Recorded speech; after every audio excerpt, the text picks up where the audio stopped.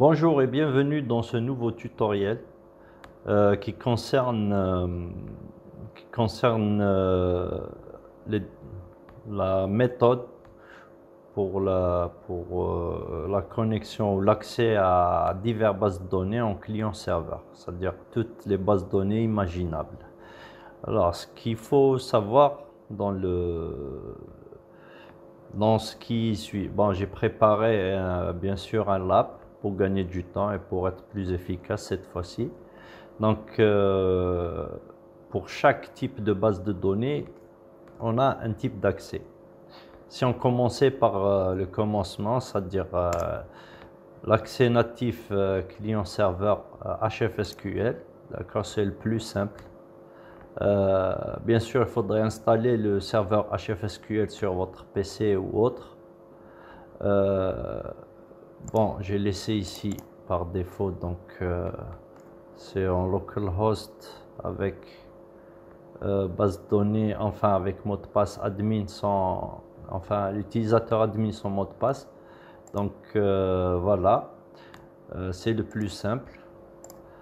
On passe direct au but. Hein. Pour ce faire, par exemple, vous voulez d'abord créer un fichier, par exemple, de base de données HF client-serveur. Bon, on va créer une nouvelle description de fichier, comme d'habitude.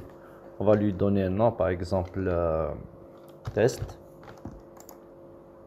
Et là, c'est le plus simple. Là, là il va vous proposer, bien sûr, WinDev, un accès à différents types.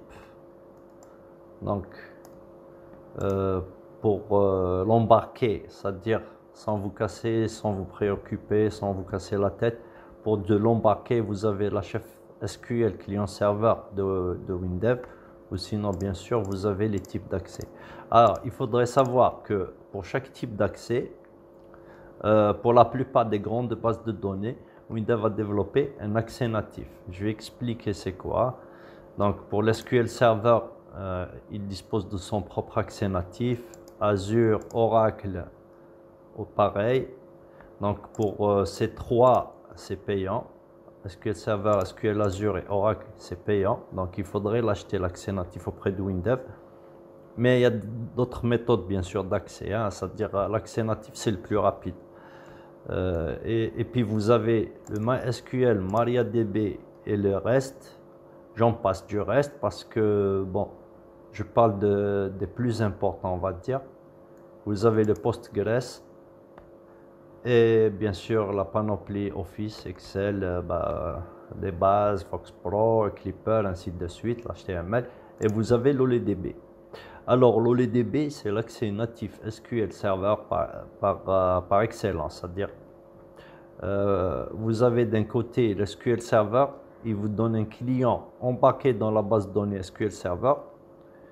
Et je vous conseille de s'y mettre à l'SQL Server parce que, par exemple, l'un de mes étudiants, j'avais parlé de l'SQL Server un jour, il m'a dit que c'était payant. Oui, certes, le SQL Server standard, le SQL Server Enterprise, c'est payant, mais le SQL Server Express, c'est gratuit.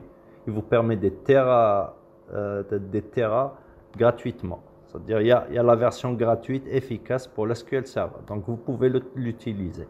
D'accord? C'est la version Express.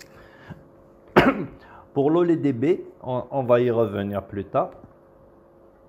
On va commencer, pour vous familiariser, par la création d'une connexion, une chaîne de connexion. C'est ce qu'on appelle, hein, on appelle ça comme ça, une chaîne de connexion HFSQL client-serveur.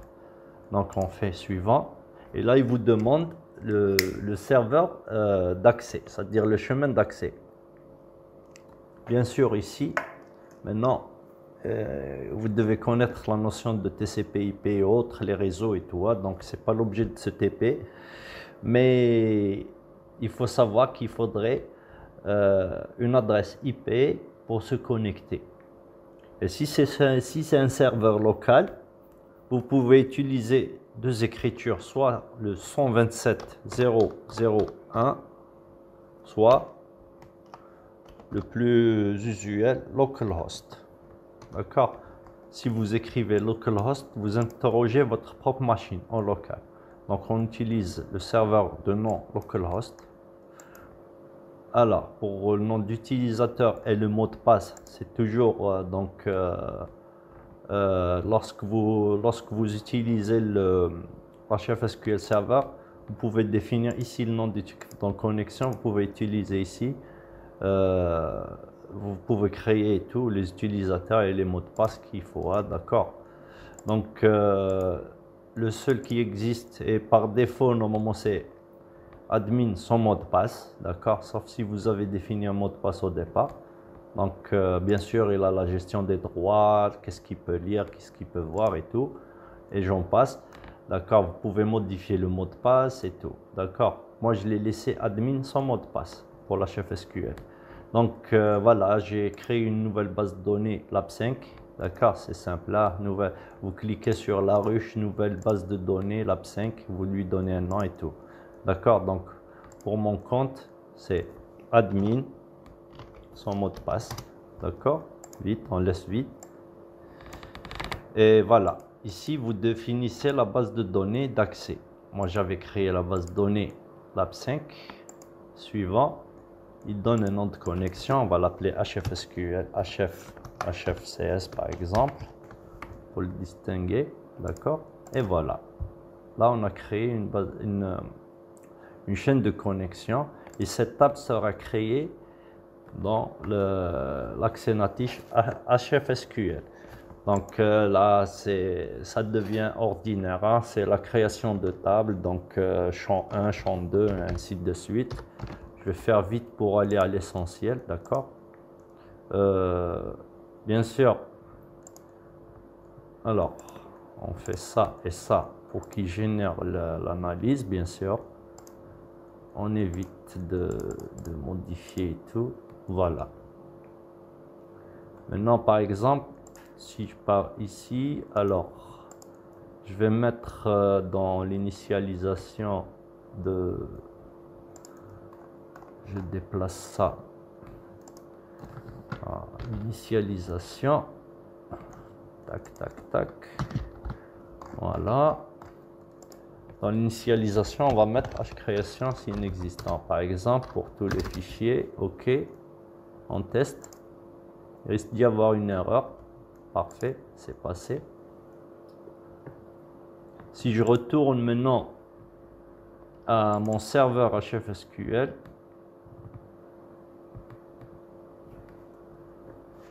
alors pour vous dire, c'est pas le meilleur, hein.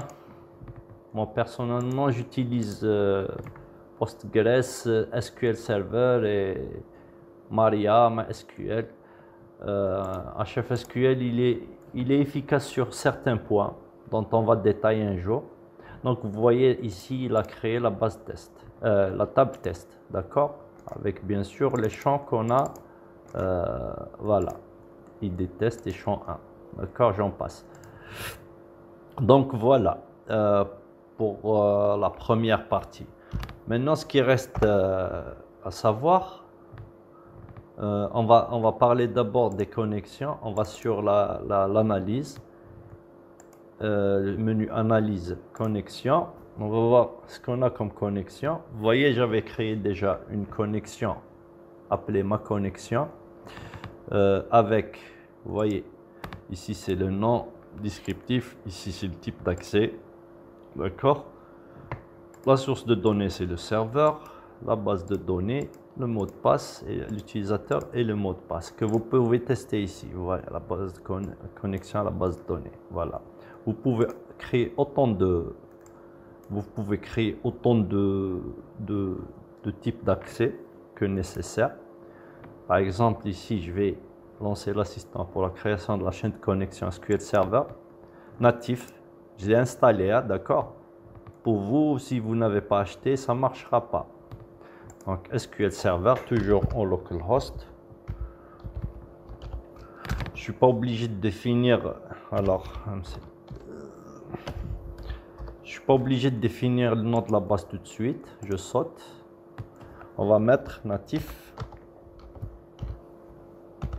SQL Server. Non, Ici, il vous demande d'associer les fichiers si vous voulez basculer votre connexion vers Native SQL. Maintenant, on va le faire manuellement par programmation plus tard. On peut créer toujours dans la même... faudrait avoir eu installé la base de données, bien sûr, hein, MySQL. Alors, pour l'accès natif MySQL et MariaDB, il faut savoir une chose.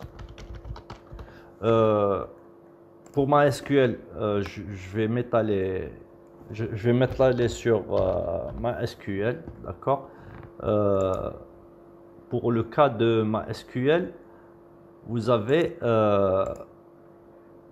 deux types de moteurs, on va dire.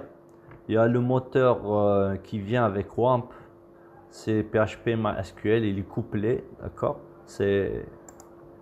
C'est un navigateur web et tout et tout. Et vous avez un type d'accès MySQL Server, d'accord. Maintenant, si vous utilisez l'accès MySQL en local, vous pouvez utiliser la plateforme web. Mais sinon, vous ne pouvez pas y accéder. Donc, si vous voulez utiliser MySQL, il faudrait installer MySQL Server tout seul, d'accord, avec son workbench et tout. Voilà l'interface. Autre chose, pour que ça marche, pour les tests, hein, je dis bien pour les tests, pour que ça marche, si vous avez un Windev 32 bits, vous devez installer WAMP par exemple 32 bits. Si vous avez un serveur Windev 64 bits, vous devez installer le WAMP 64 bits. C'est pas compatible dans les tests, c'est-à-dire lorsque vous créez la création et tout. Mais après, si vous générez un exécutable, ça devrait marcher, hein. C'est équilatère. Donc, ce qu'il faut savoir aussi, c'est que l'accès natif est couplé avec des DLL natifs. C'est-à-dire pour SQL Server, il a ses propres DLL accès natif SQL Server que vous pouvez télécharger auprès de Microsoft. Si vous installez la base de données, ça va s'installer aussi. Pour MySQL, pareil. Ainsi de suite. Pour Oracle, pour Postgres, vous devez avoir les DLL du propriétaire de la base de données. Pour que ça marche avec Windev, il faut faire une manipulation système. Donc vous devez chercher variable d'environnement dans le Windows. Je ne vais pas étaler. Il y a le path, je pense que j'avais expliqué déjà ça dans une vidéo, hein, d'accord. Dans le path, vous voyez par exemple, moi j'ai utilisé le WAMP dans cet exemple. Donc si je fais voilà, pour que ça marche, il faudrait que Windev détecte cette librairie, libmysql.dll, d'accord, il faudrait la chercher. Ou sinon, c'est toujours dans la ruche MySQL. Ici, par exemple, le WAMP, vous avez le bin. Après, vous avez soit MariaDB, soit MySQL, tout dépend. MariaDB, par exemple, vous allez sur le lib, vous allez trouver les DLL nécessaires au test. D'accord, donc voilà, pareil, dans MySQL, vous allez sur lib, vous allez trouver votre DLL. Il faudrait que ça soit dans le path, hein? D'accord, voilà. Donc j'avais expliqué déjà ça dans une des vidéos. Pour le Postgres, jusqu'à une certaine version, ça marche sans DLL. C'est configuré, mais sinon, pareil, il faudrait chercher la librairie Postgres pour que ça marche. Donc ici, je suis toujours en localhost, d'accord. Alors, j'ai pas mis de mot de passe, donc c'est root en mot de passe. La base de données, c'est lab5. On va mettre ici MySQL. Voilà. Non. Donc, vous voyez, vous pouvez créer autant de chaînes de connexion qu'il faut. Alors, je vais vous présenter juste une façon d'accéder à SQL Server sans l'accès natif payant de Windev. Vous allez sur OLEDB. Voilà. Donc, sur OLEDB, vous avez plusieurs types d'accès selon ce que vous avez installé sur votre PC. Vous avez l'accès le plus général, c'est SQL OLEDB, où vous avez des versions de SQL client natif. Donc ici c'est SQL NCLI 10, c'est la version 10.0 ou la 11.0. Par exemple, je mets ici SQL OLEDB, toujours localhost.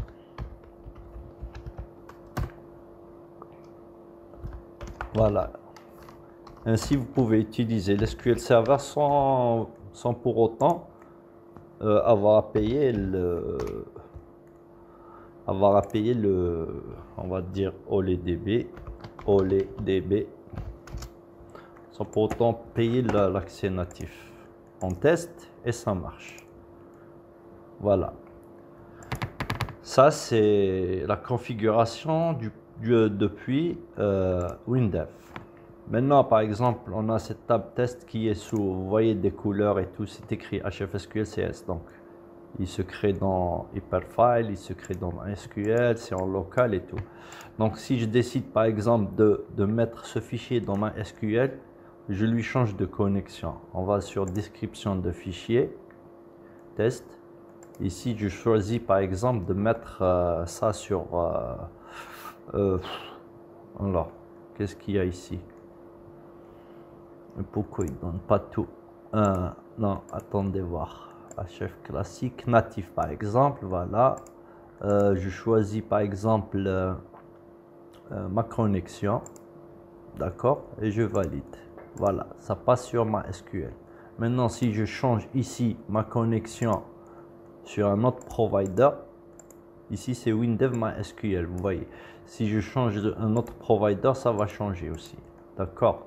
Je vous laisse expérimenter tout ça. Donc voilà.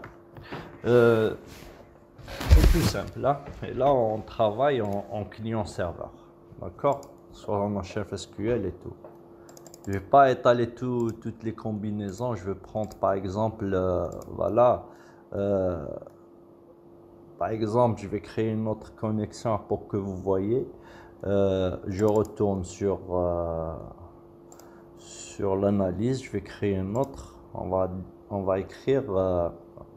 Alors, c'était quoi déjà MySQL?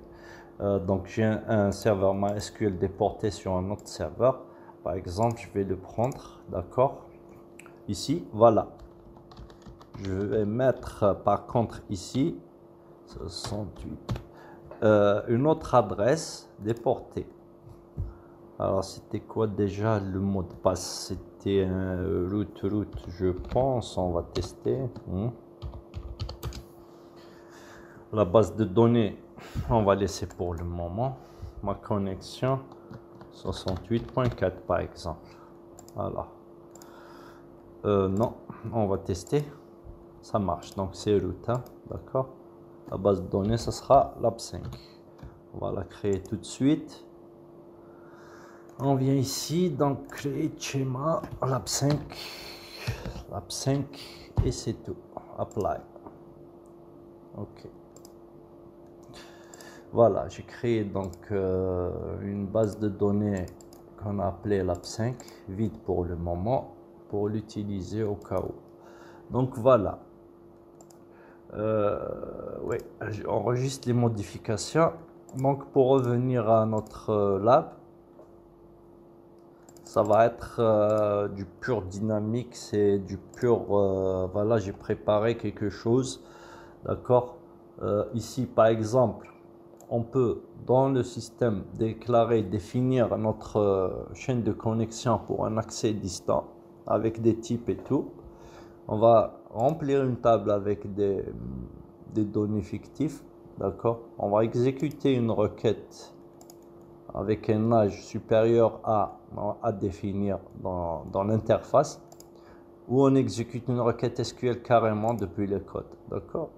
Voilà, tout simple. Après, il y a la création des tables.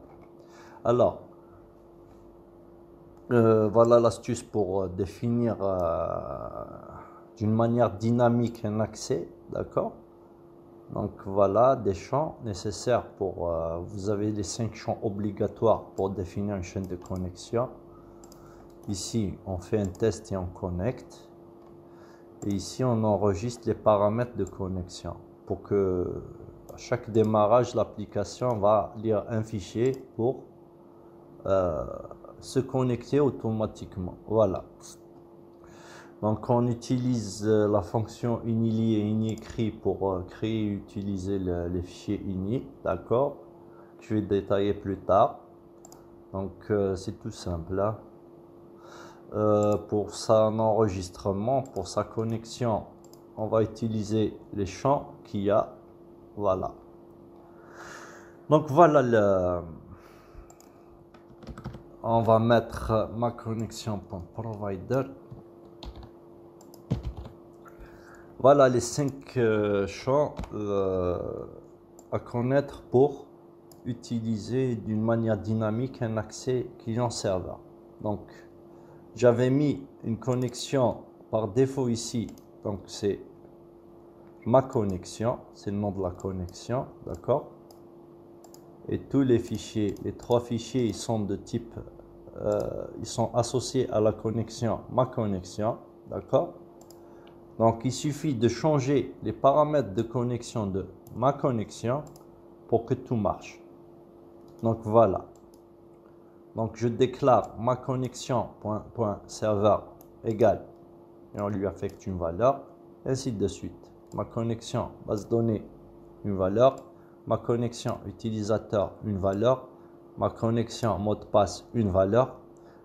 Voilà. Ce qui change, c'est ma connexion.provider. C'est là que vous changez pour changer le type de base de données. D'accord?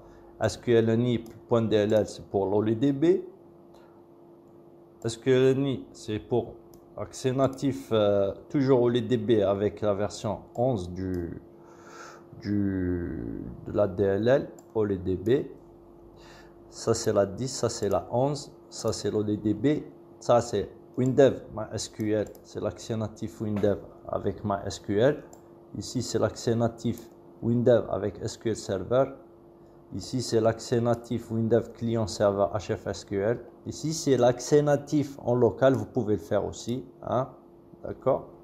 HAccès HF7. D'accord?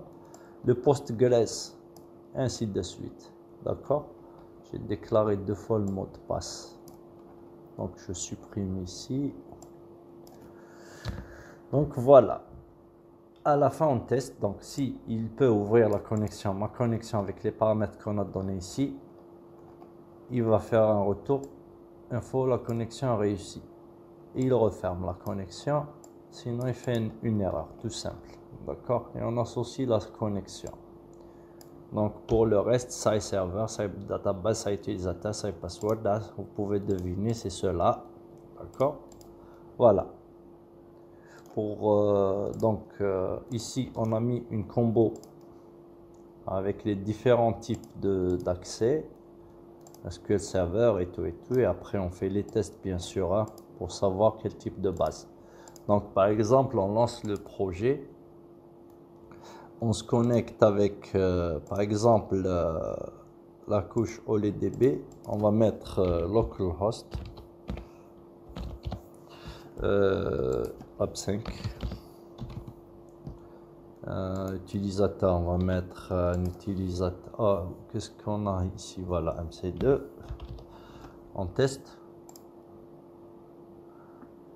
Généralement, lorsque c'est lent, ça n'a pas marché.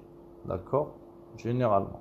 Normalement, c'est tout de suite. Je vais voir ce qui se passe dans mon. Alors, MC2. On va essayer de se connecter avec MC2 sur SQL Server. Test, se connecter, ça marche. On revient ici. Alors, quel est le problème? Accès refusé. Pourquoi? Échec d'ouverture. Détail de l'erreur. Native error number. SQL OLEDB. Alors, si vous n'installez pas la couche, ça marche pas, d'accord? Ça doit être un problème de couche, peut-être, Lab5. local, ah non, ah, je me suis trompé sur le nom du serveur, hein. On attend que ça revienne. Ok. Je me suis trompé ici. C'est localhost. Alors, on essaye avec OLEDB. Voilà, sa connexion est réussie. Maintenant, je remplis avec des champs fictifs la table, une table. On va faire la création et tout, des tables qu'on avait créées dans le système. Au moins, il devrait afficher. On vérifie ici, voilà, il a créé. Voilà. Ici, on exécute, par exemple, c'est un nombre aléatoire ici. Hein, donc, par exemple, je veux filtrer par rapport à un âge supérieur à 60 ans, par exemple. J'exécute la requête. Voilà. Alors, pourquoi il n'affiche pas? J'ai pas vu le code. Alors. J'ai utilisé la table ajoute ligne. Alors, table supprime tout. Voilà, j'ai oublié de mettre...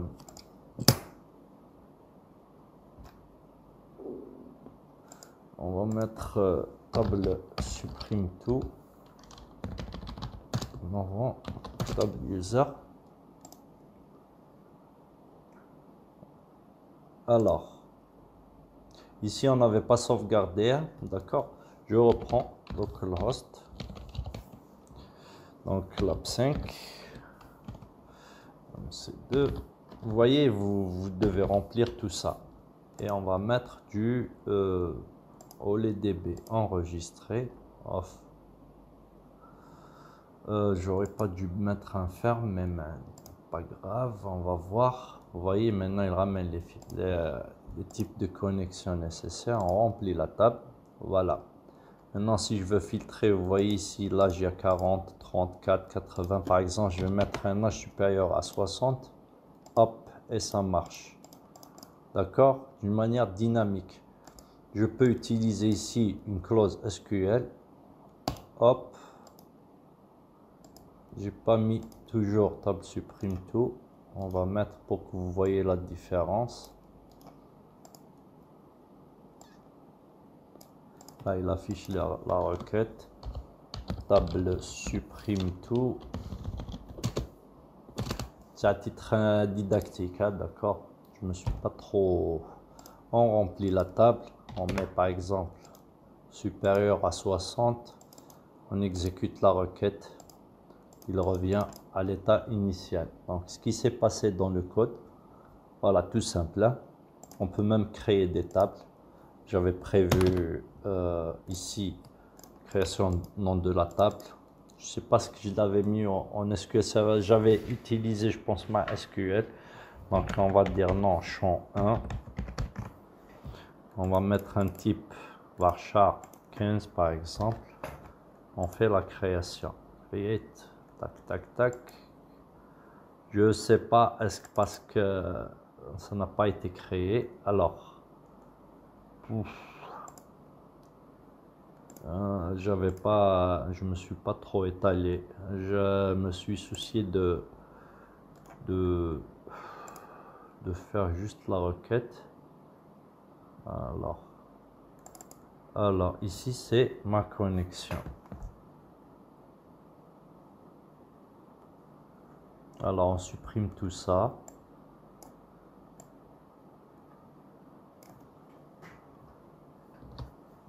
J'avais utilisé une autre. Alors j'ai dû supprimer quelque chose. Enfin, on laisse tel quel, hein, d'accord, parce que ici j'avais utilisé notre type d'accès, donc on peut toutefois le créer dans le code. Hein. Donc MySQL est une connexion, donc je définis ma connexion, d'accord. Par contre ici, natif MySQL, ce que je vais mettre ici.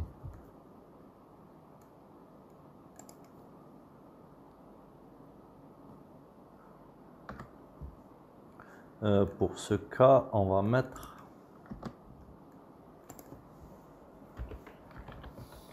on va mettre SQL Server, d'accord. Je vais pas mettre natif, vous n'avez pas de natif, donc accès au LDB.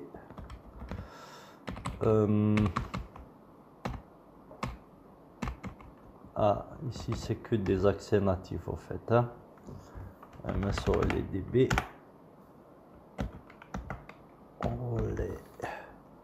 Alors on va mettre du OLEDB SQL Server, d'accord. Puisqu'on est sur SQL Server, je vais le basculer après sur MySQL, hein. Donc on va faire création des tables. On va créer la table champ 0 avec un champ de type varchar 15 par exemple. On crée, tac, tac, tac. On va voir s'il avait créé ici. On actualise. On va voir quel est le problème ici. Alors, connexion est inconnue. Bon, je vais pas m'étaler là-dessus. On va mettre ça comme ça. J'essaie de faire vite parce que mes tutoriels sont tellement lents. Je vais mettre ici pour changer la connexion. Je vous laisse, hein, change connexion. On déplace la connexion vers un autre. D'accord. Alors, carrément, on va déclarer une source de données sdRocket create et on l'exécute ici. D'accord. 0, ça n'a pas été exécuté. Système 0, ça n'a pas été exécuté. Donc on relance, on crée AAA champ varchar 10 création. Alors, ça n'a pas été exécuté, c'est 0, vous voyez. Enfin, c'est du code MySQL, là, c'est pour ça. On va y revenir tout à l'heure avec MySQL. Voilà. Donc ici, vous pouvez toujours, comme j'ai dit, changer de config, d'accord. Voilà. Pour ce qui est du code des boutons, on va les survoler rapidement. D'accord. On commence par le remplissage de la table. Donc, on crée la table users. On va faire un i, une boucle avec un i allant de 1 à... Ça, c'est l'ancienne écriture, hein. Maintenant, WinDev, on peut s'en passer de déclarer le i lorsqu'une boucle. Donc, pour i égale 1 à 100, on crée user id égale à 1. Le nom d'utilisateur, c'est nom plus 1, 2, 3, ainsi de suite. On incrémente, prénom pareil. Ici, l'âge, ça va être un aléatoire entre 18 et 80 ans. Donc, hasard, c'est le mot-clé hasard. Et on ajoute. Et on affiche après. D'accord? Je n'ai pas utilisé des tabliers. Donc, on fait une table ajoute ligne. Il crée donc l'exécution de la requête en revanche. Donc, on commence par déclarer une source de données SDRQ. On déclare une chaîne de connexion SRQ, c'est notre requête texte, d'accord? Qu'est-ce qu'elle fait? Donc, SRQ égale select étoile from users where age, user.age supérieur à, et on incrémente avec ça, tout simple. Et on l'exécute. H exécute requête SQL, d'accord? SDRUC, c'est la source de données, SREC, c'est la chaîne de connexion, select étoile. Donc, on supprime la table, n'est pas toujours liée, donc, et on l'ajoute. Pour l'exécution de ça, il prend ce qui est ici, rien d'exceptionnel, hein, donc, toujours, RQ est une source de données, SRQ est une chaîne, SRQ égale SciRQ, c'est pour garder toujours la même logique, hein. Je pouvais bien utiliser directement ça. Donc on affiche notre requête pour voir si c'est correct. Et on exécute la requête SQL. Ici, vous voyez, il y a SQL en plus. C'est pour exécuter le contenu de ça. Et voilà, je lis premier, ainsi de suite. Voilà. Voilà. je vais revenir sur ça. Connexion, qu'est-ce qu'il fait? Donc, plutôt pour afficher ce qu'il y a dans le fichier ini, d'accord, code. Dans le fichier ini, on a mis ça. Donc, size server égale inili, la ruche. Je vais ouvrir pour que vous compreniez. D'accord, il a été créé. Donc, voilà, connexion.ini. Pour comprendre, la ruche, server config, entre deux crochets. Après, vous avez les variables. Server name, database name, et ainsi de suite. Et là, c'est le provider, c'est l'accès, le type d'accès. Ici, j'ai crypté le password. D'accord, ainsi de suite. Voilà. Donc, voilà. Donc, pour ce qui est de la lecture et d'écriture du fichier ini, d'accord, ça change avec ini écrit, je vous laisse découvrir. Voilà. Le ini file, c'est le chemin du fichier. D'accord. Si je vais aller sur aller au traitement, j'avais déclaré un ini file est une chaîne de connexion. C'est dans frepexec, répertoire d'exécution, avec suivi de connexion.ini. C'est bien ce fichier-là, d'accord, connexion.ini. Il le crée automatiquement après. Voilà. Donc voilà. Je vous laisse le code source, bien sûr, à télécharger. Je vous dis à bientôt.